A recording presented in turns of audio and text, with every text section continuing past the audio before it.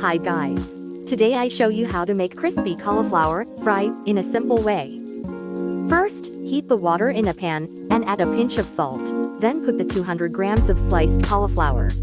After 3 minutes, take out the cooked cauliflower. Next, take a plain bowl and add 2 tablespoons Maida, 1 tablespoon cornflour, 1 tablespoon rice flour, 2 tablespoons chicken 65 masala, 1 tablespoon ginger garlic paste and 1 lemon juice, and 2 tablespoons of water, and mix it well.